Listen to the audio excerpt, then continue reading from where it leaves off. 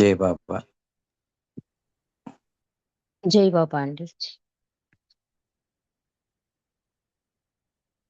అందరికీ జై బాబా అండి. మనం ప్రతి శనివారం కూడా మెహర్ ప్రభు చరితంలోని ఆ గ్రంథంలోని చిన్న క్లుప్త గ్రంథంలోని అద్భుత విషయాలు తెలుసుకుంటున్నాం. చాలా క్లుప్తంగా, చాలా అద్భుతంగా శ్రీ రామకృష్ణ గారు రాసిన ఈ పుస్తకాన్ని చదువుకునే భాగ్యం ప్రభు మనకి ప్రసాదించాడు. కింది వారం ఎక్కడ చదువుకున్నాము అంటే బాబా ద్వితీయాంధ్ర దేశ పర్యటన విశేషాలు మనం తెలుసుకుంటున్నాం. బాబా తాపేశ్వరం వెళ్లే ముందు ఒక్క నిమిషం వెళ్లే ముందు దివ్య జీవన సమాజం వారి భవనంలో దర్శనమిచ్చారు. అక్కడ బాబా ఒక సందేశం ఇచ్చారు. అదేంటంటే, ఎవరైతే నన్ను ప్రేమించి నాలో తన స్వార్థాన్ని పోగొట్టుకుంటారో వారు నన్ను పొందుతారు. ఆ ప్రేమ ఎంత నిజాయితీగా ఉండాలంటే, అతనికి నా ఎడల గల ప్రేమ ఇతరులకు తెలియకుండా ఉండడమే కాక స్వయంగా అతనికి కూడా తెలియకుండా ఉండాలి అంటూ ఒక వ్యక్తి బాబా ఆశీర్వాదం కోరగా, నా ఆశీర్వాదం నేనిచ్చే ప్రసాదంలో ఉంది. ప్రేమతో దానిని స్వీకరిస్తే అది హృదయాంతరాలలోకి చేరుతుంది. ప్రేమలేని సందేశాలన్నీ ఆ నిరరకాలే అని అన్నారు బాబా. బాబా సందేశంతో పాటు ఒక వ్యక్తికి కూడా ఆశీర్వాదం ఇస్తూ బాబా చెప్పిన విషయం అంతవరకు తెలుసుకున్నామండి. ఈ రోజు విషయంలోకి వద్దాం. ఆలమూరు నిర్మాణంలో ఉన్న ఒక సినిమా హాలులో దర్శన కార్యక్రమం ఏర్పాటు చేశారు.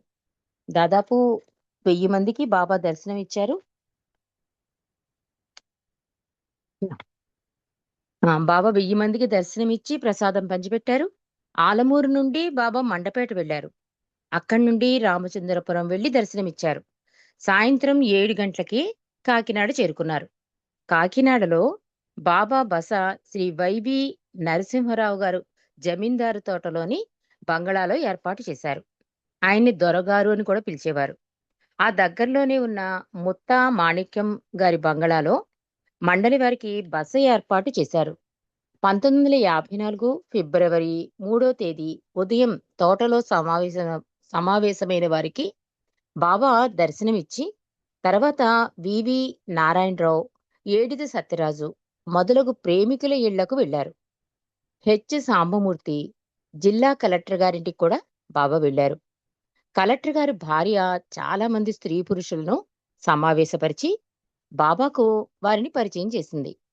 సాయంత్రం మల్లాది సత్యలింగ నాయకర్ ఉన్నత పాఠశాలలో ఏర్పాటు చేసిన ప్రజాదర్శన కార్యక్రమంలో 4000 మందికి దర్శనమిచ్చాడు తండ్రి మెహర్ బాబా.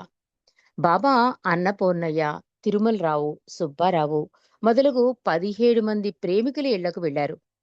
శివభక్తులైన జి వెంకట సుబ్బారావు ఇంటి ముందు చేతిలో బాబాకు సమర్పించడానికి తెచ్చిన కానుకతో నిలబడి ఉండగా బాబాను శివుడిగా దర్శించుకుని ధన్యుడైనాడు. ఈ సందర్భంగా బోనాల వెంకటేశ్వర్లు బాబా దర్శనం చేసుకుని ఆయన దివ్యత్వంతో ఆకర్షింపబడ్డాడు. ఆ తర్వాత ఆంధ్ర కేంద్రం కార్యదర్శిగా బాబా సేవ చేశారు. ఎవరంటే బోనాల వెంకటేశ్వరరావు గారు. కాస్మోపాలిటన్ క్లబ్కు సాయంత్రం 3 గంటలకు వెళ్లారు బాబా. ఆ సందర్భంగా బాబా ఒక సందేశం ఇచ్చారు. అదేంటంటే, భగవంతుని పరిస్థితిలో లింగభేదం లేదు. అక్కడ ఒకే అవిభాజ్యమైన అస్తిత్వం ఉంది. ఈ మాయా ప్రపంచంలోనే స్త్రీ అని పురుషుడని తేడాలున్నాయి అన్నారు మెహర్ బాబా. బాలయోగులకు బాబా తన ప్రేమాశిస్సులను తెలియజేశారు. బాబా అసలైన యోగులు, బాహ్యాడంబరాన్ని ప్రదర్శించే యోగుల గురించి, యోగ సమాధి మరియు నిర్వికల్ప సమాధి గురించి కూడా చెప్పారు.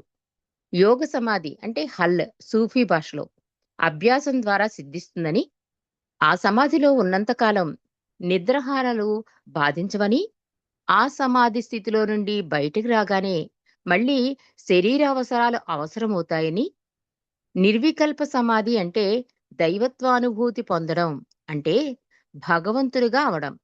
అది శాశ్వతంగా నిరంతరాయంగా ఉండిపోతుంది. బాబా ఈ సమాధుల గురించి చెప్తున్నారు. ఈ సమాధిలో ఉన్నంతసేపు నిద్రహారాలు అంటే యోగ సమాధి గురించి చెప్పారు. అలాగే ఇప్పుడు నిర్వికల్ప సమాధి గురించి చెప్తున్నారు. దైవత్వానుభూతి పొందడం అంటే భగవంతుడిగా అవడం. అది శాశ్వతంగా నిరంతరాయంగా ఉండిపోతుంది. మెరిసేదంతా బంగారం కాదని చెబుతూ బాబా ఇంకా ఇలా అంటున్నారు.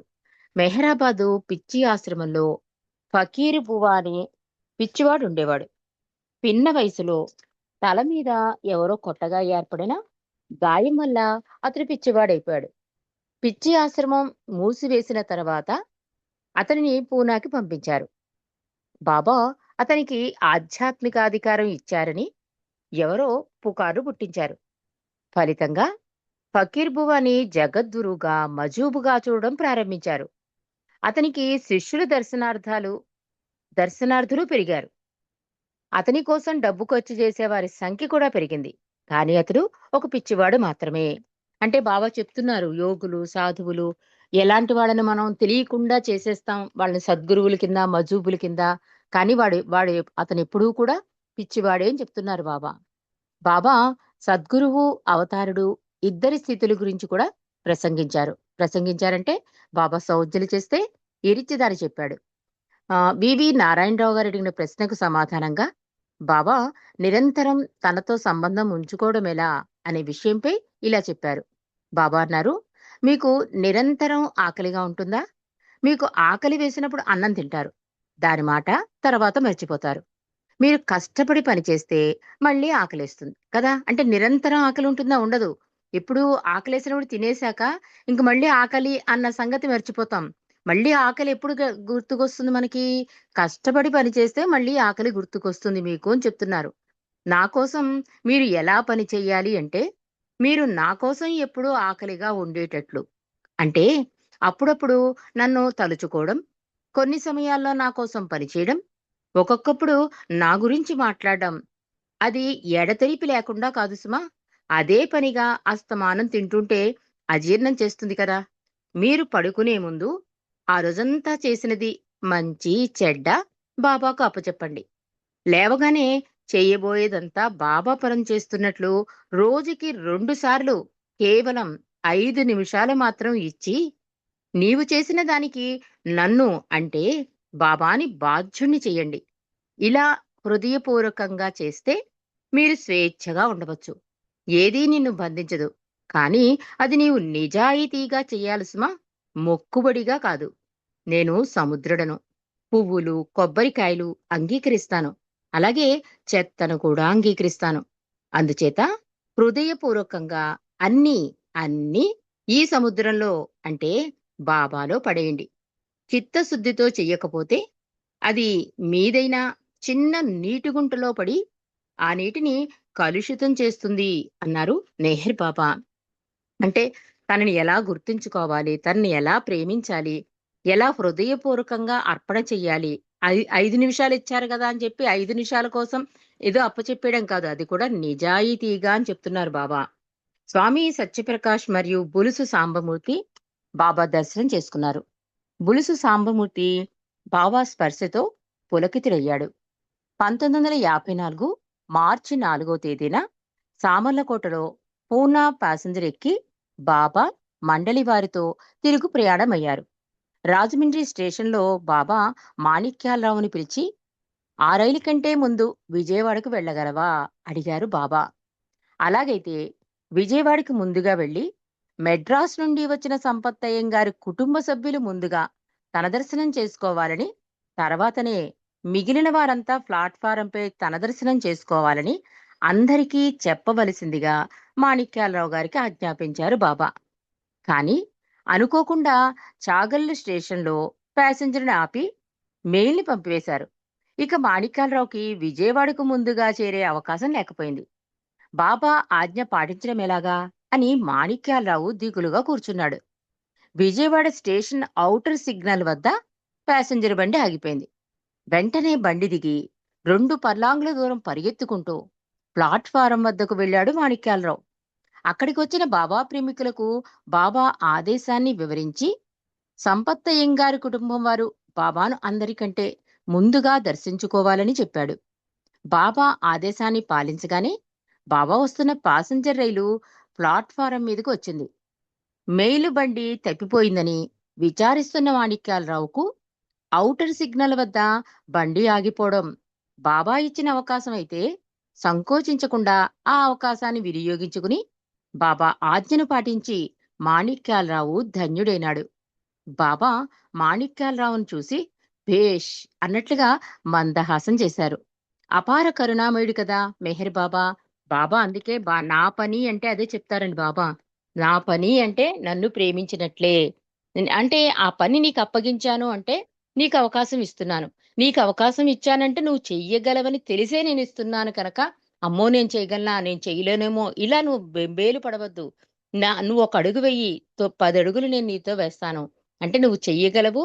నా సహాయ సహకారాలు నీకు పూర్తిగా ఉంటాయి కనుక నేనా పని ఇస్తాను. మరి మండలి వాళ్ళు అనుకోకుండా అక్కడ స్టేషన్‌కెళ్ళి 10 టికెట్లు, ఎవరో తెలియకుండా వాళ్ళని భోజనాలు అడగమనడం ఇవన్నీ బాబా అన్నా కూడా అందుకే ధూళిగా మారమంటాడండి హఫీజు మహాకవి. సర్వార్పణ అంటే అదే. ఎందుకు? ఏమిటి? ఎలా జరుగుతుంది? నేనేం చేయగలను? ఈ సంశయాలేమి ఉండేవి కాదు మండలి వారికి.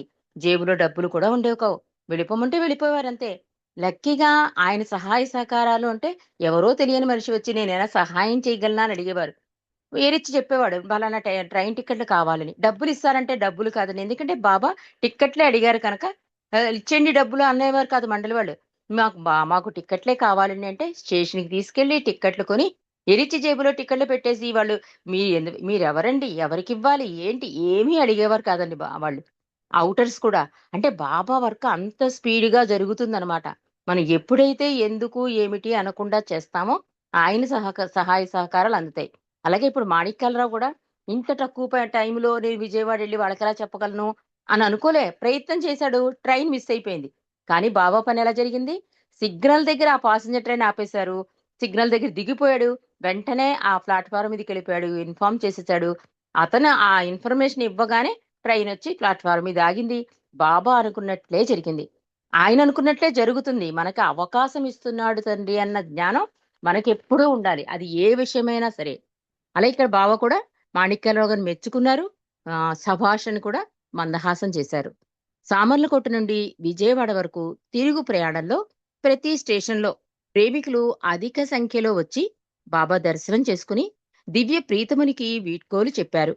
ఈ పర్యటనలో బాబాతో సన్నిహితంగా ఉండి ఆయన సహవాస భాగ్యం పొందిన ప్రేమికులెందరో బాబా ఎడబాటు సహించలేక విలపించారు. కొందరు ఏమీ తోచని స్థితిలో నిశ్చేష్టులై చూస్తూ ఉండిపోయారు. కొందరు అవతార్ మెహర్ బాబా కీ జై అని జయ జయ ధ్వానాలు చేశారు. కొందరు వారి మనస్సుల్ని బాబాకిచ్చి చేతులు జోడించి మౌనం మూర్తి వైపు చూస్తూ మౌనంగా నిలబడ్డారు. రైలులో 2వ తరగతి పెట్టెలో తలుపు వద్ద నిలబడి బాబా విభిన్న తరహాలలో తనకు వీడ్కోలు చెబుతున్న ప్రేమికులను ప్రేమతో ఆశీర్వదించారు. రైలు బెజవాడ స్టేషన్ దాటి పూనా వైపు వెళ్ళిపోయింది. ఆంధ్రదేశ పర్యటన ముగించుకున్న తర్వాత మెహర్ బాబా మహాబలేశ్వర్, సాకోరి, కోల్హాపూర్, సతారాలకు వెళ్లారు. మస్తుల సాంగత్యం చేసే కార్యక్రమాన్ని కూడా కొనసాగిస్తూ వచ్చారు. చూడండి ఎక్కడా రిలాక్సేషన్ లేదు తండ్రికి. ఆయన దృష్టి అంతా కూడా మానవ కళ్యాణం కోసం, మానవ శ్రేయస్సు కోసమే. అంత ద్వితీయాంధ్ర దేశ పర్యటన చేసి అప్పటికి బాబా కార్ యాక్సిడెంట్ కూడా అయింది.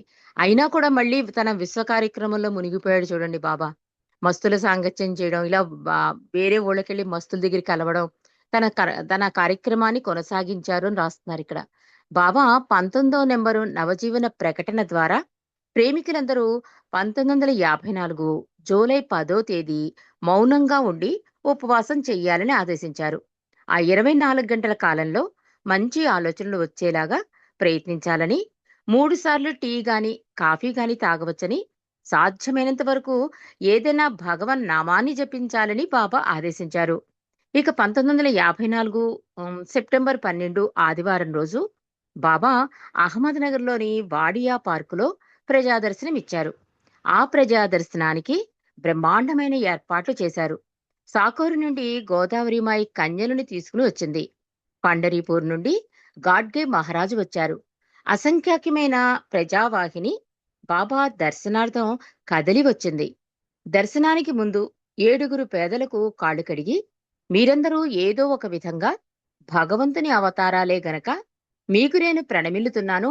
మీ పాదాల వద్ద నేనుంచిన దైవ దక్షిణ స్వీకరించండి అని ప్రతి ఒక్కరికి రూ. 51 దైవ దక్షిణగా ఇచ్చారు బాబా. బాబా వేదిక ముందుకు వచ్చి వేదిక దిగి స్త్రీల వైపున మళ్ళీ పురుషుల వైపున కూర్చుండి మానవుడు మానవునికి మొక్కినట్లుగాక భగవంతుడే భగవంతునికి ప్రణమిల్లినట్టు నేను మీకు ప్రణమిల్లుతున్నాను అని అందరికీ నమస్కారం చేశారు. బాబా దర్శనమిస్తూ కుడి చేతితో ప్రసాదం పంచిపెట్టారు. కుడి చెయ్యి నొప్పి పెట్టినందున ఎడమ చేతితో ఇచ్చారు. మండలివారు చెప్పినా వినకుండా బాబా మధ్యాహ్నం 3 గంటల వరకు ప్రసాదం పంచారు. దాదాపు 15,000 మంది భోజనాలు చేశారు. బాబా స్వయంగా వారికి వడ్డించారు. ఆ తర్వాత కారు టాపుపై కూర్చుని అందరికీ దర్శనమిచ్చారు. నిరంతరాయంగా ప్రవాహంలాగా వచ్చి బాబా దర్శనం చేసుకున్న దర్శనార్థులతో వాడియా పార్కు కిక్కిరిసిపోయింది. ఆ దర్శన కార్యక్రమం మరపురానిది. భగవంతుని ప్రేమించుట ఎట్లు అనే సందేశం మరియు మెహర్ బాబా పిలుపు అనే సందేశం వినిపించబడ్డాయి. అంటే అది బాబా డిక్టేట్ చేస్తే ఇరిచ్చి వాళ్ళు చదివారండి. బాబా సెప్టెంబర్ 29, 30 తేదీలలో ఏర్పాటు చేసిన ప్రత్యేక సమావేశానికై వచ్చిన 20 మంది పాశ్చాత్య ప్రేమికులు కూడా ఈ దర్శన కార్యక్రమంలో పాల్గొన్నారు. వీరు బాబా సహవాసంలో గడిపిన రోజులు చిరస్మరణీయంగా మిగిలిపోయాయి. ఆ రోజులలో బాబా ఎన్నో ప్రవచనాలను వారికి చెప్పారు. ఇక అంతిమ ప్రకటన అని రాస్తున్నారండి. అది కొంచెం చదువుకుని మనం ముగించుకుందాం. సెప్టెంబర్ 29, 30 తేదీలలో మెహరాబాద్లో ప్రత్యేక సమావేశం ఏర్పాటు చేశారు. ఈ ఫైనల్ డిక్లరేషన్ కి 16 సంవత్సరములు అంతకు మించిన వయసు గల పురుషులను అనుమతించారు. సుమారు 900 మంది పాల్గొన్నారు ఈ సమావేశంలో. ఈ సమావేశంలోనే బాబా మహాప్రకటన చేశారు. 1954 సెప్టెంబర్ 29వ తేదీన బాబా అందరినీ ఆలింగనం చేసుకున్నారు. క్రితం రోజున పడిన వర్షం వల్ల చాలా మంది ప్రేమికులకు ఇబ్బంది కలిగింది. బాబా ఈ అసౌకర్యానికి తనలో తానే ప్రశ్నించుకోగా, మామూలు తీర్థయాత్రలకు వెళ్లే భక్తులే అనేక ఇబ్బందులను, కష్టాలను ఓర్చుకుని వెళుతుంటే, సాక్షాత్తు అవతారిని సహవాసానికి వచ్చే ప్రేమికులకు ఆ మాత్రం అసౌకర్యం శిరోధార్యమే అని సమాధానమిచ్చారు. 1954 సెప్టెంబర్ 30వ తేదీన బాబా ఫైనల్ డిక్లరేషన్ అంటే అంతిమ ప్రకటనను చెప్పి అందరికీ వినిపించారు.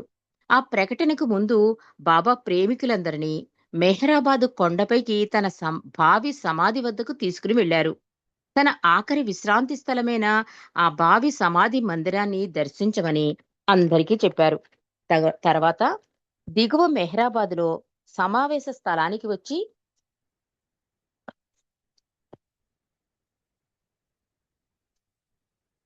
వేదిక పైన సోఫాలో కూర్చున్నారు బాబా. తన అవతార ఆగమనానికి కారణభూతులైన పంచసద్గురువులను అంటే షిరిడి సాయిబాబా, ఉపాసనీ మహారాజ్, హజరత్ బాబాజాన్, తాజుద్దీన్ బాబా, నారాయణ మహారాజులను స్మరించి వారు తనకు దివ్య చైతన్యాన్ని కలిగించడంలో నిర్వహించిన పాత్రను వివరించారు మెహర్ బాబా. సాకూరు నుండి వచ్చిన గోదావరి మాయి తదితరులను సభికులకు పరిచయం చేశారు. గోదావరి మాయి ఉపాసనీ మహారాజ్ తర్వాత సాకోరి ఆశ్రమాధిపత్యం వహించారు. ఆమెను బాబా తన తల్లి యశోదగా పేర్కొన్నారు. ఇక బాబా అంతిమ ప్రకటనలోని ముఖ్యాంశాలు ఈ విధంగా ఉన్నాయి. అది నెక్స్ట్ వీక్ మనం చదువుకుందామండి, ఎందుకంటే చాలా పెద్దది. కొంచెం ఇంట్రడక్షన్ చెప్పుకుందాం. ఇప్పుడు సావధానులై వినండి అంటున్నారు బాబా. నేను మాట్లాడుట, వ్రాయుట కూడా మానేశాను. ఈ అక్షర ఫలకాన్ని కూడా ఉపయోగించడం మానేస్తాను. అంతర్ముఖుడినై ఉన్నట్లుగా ఉంటాను. ఇన్నాళ్లుగా పదే పదే వాగ్దానాలు చేస్తున్న నా మౌన విరమణ ఎట్టకేలకు చాలా దగ్గరగా వచ్చింది. నా అవతార జీవితంలో 3 దశలు వ్యక్తమవుతాయి అంటున్నారు. ఆ 3 దశలు, ఆ తర్వాత బాబా వివరణ, ఇవన్నీ కూడా నెక్స్ట్ వీక్ మనం చదువుకుందామండి. అవతార్ మెహర్ బాబా కీ జై. జై బాబా అండి. మూర్తి గారు.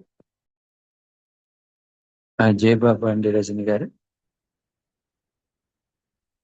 ఇప్పుడు టైంకి మనం అందరం బద్దలం కాబట్టి మరి నమో మెహర్ బాబా, అదే సారీ